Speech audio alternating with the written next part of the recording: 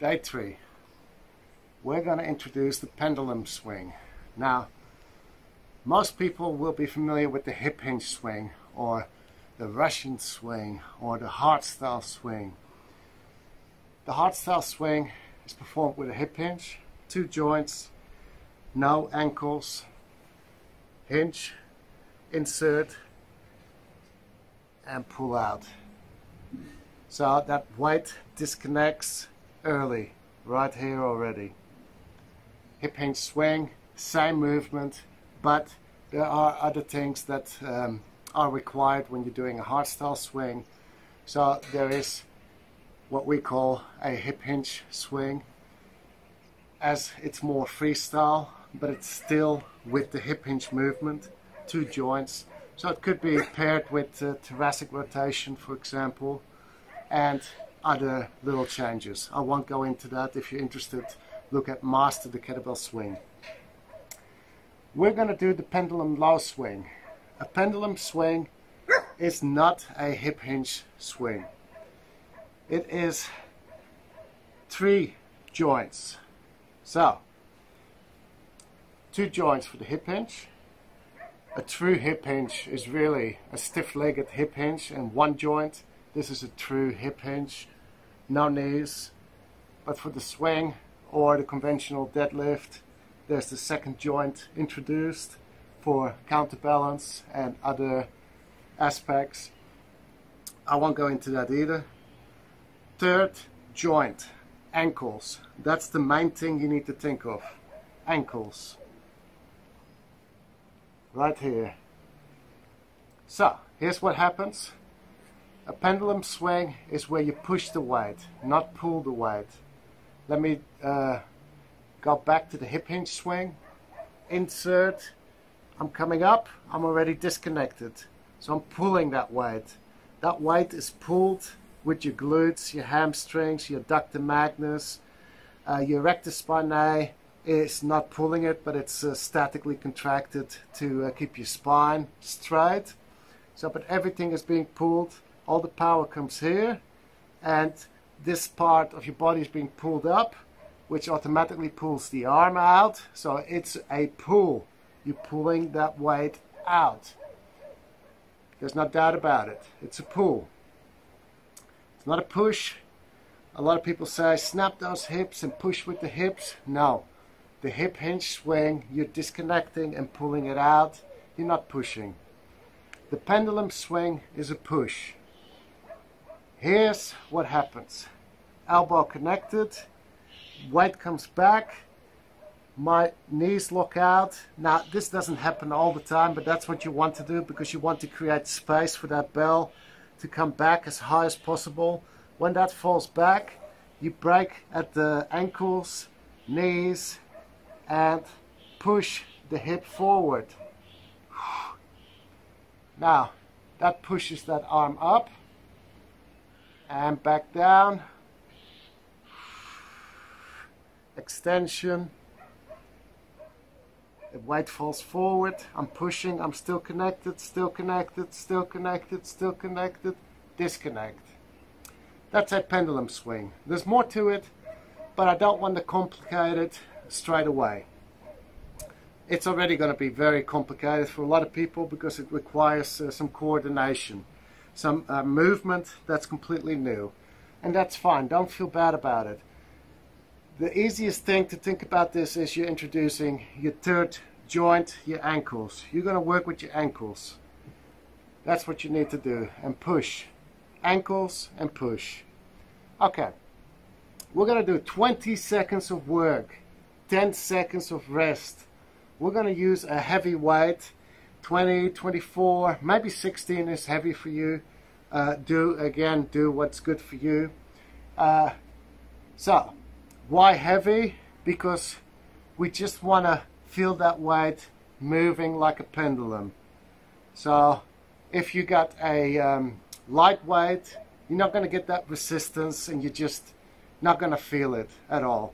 Here's what we want to do. We want to keep this up nice and straight, back straight, at the back, arm connected, knees locked out, well not locked out, but straight, then the weight falls forward, I stay connected, and we're going to stay connected with this elbow. We're going to do a low swing. That means that we want to see that elbow connected the whole time. We're just going to focus on staying connected. There's a reason for that. Okay, looks like this. Hook grip.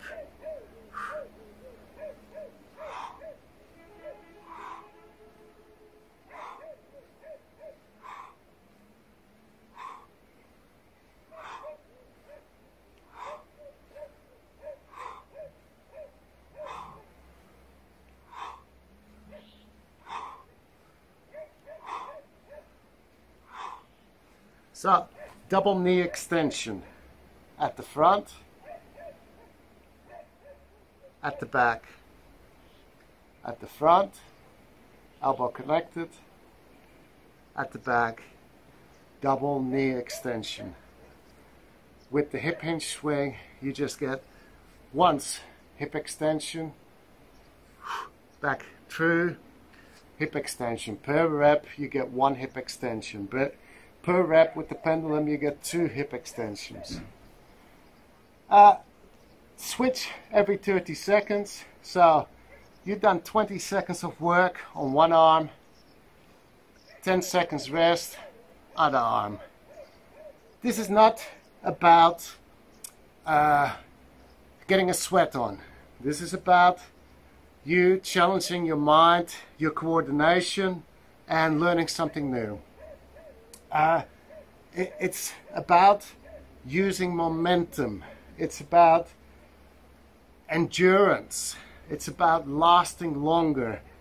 So if you're interested in endurance, so like for example running, swimming, endurance snatching, endurance clean and jerk, then you should look at the pendulum swing.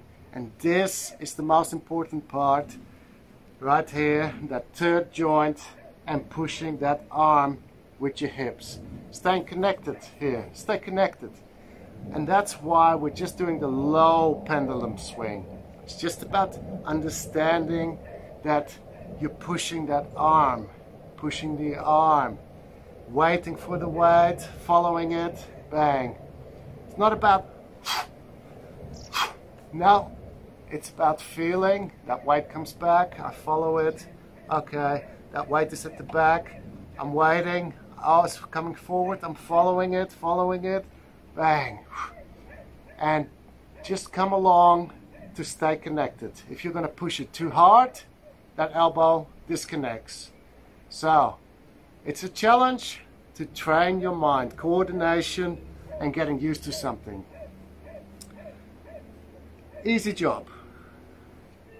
The next task is 6 minutes of work, hip hinge, single arm swing, and then hip hinge, single arm high pull, AMRAP. This is where you get your sweat on. And to demonstrate the difference, this is where you are going to disconnect. You are not going to use the pendulum. You are going to use an insert, bang, and then pull out, swing, back, through, back swing, bang, pull it out, and bring this shoulder back, and high pull. Bring that shoulder back. Rotate the thoracic or hyperextend your thoracic spine. Hyperextend is past the normal neutral point. Past.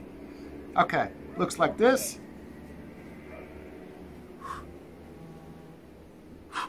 Swing, high pull, swing, high pull, swing, high pull, swing, high pull, swing, high pull. If you want to make it hard, do 1 minute on one side, switch on the second minute, keep going. Do 6 minutes unbroken. Pick a weight that you can do it unbroken with. Okay, that's it. That's day 3. Why the pendulum low swing? Because we will be introducing the pendulum snatch. So that will be where you're pushing forward, bang up, let go, lock out, bang. We're gonna rack, or we're gonna do the full snatch. We'll get to that. Let's not get ahead of ourselves. So let's put the work in. Again, just not a lot of work, but before you do this, you probably want to take the bell and spend a bit of time. So this is 6 minutes of work, but before that, you should probably invest 5 to 10 or 15 minutes in just training that pendulum movement right here. Might even do it without a weight first, then grab a little bit of heavier weight, heavier again, and then the heaviest that you can do, and then complete the 6 minutes. Then that last task of 6 minutes is your cardio. That's your challenge. Put it in, high reps, really forceful, insert, pull out, insert, pull, back down, bang. Switch every minute. If it's too easy, switch every 2 minutes. See what you can do.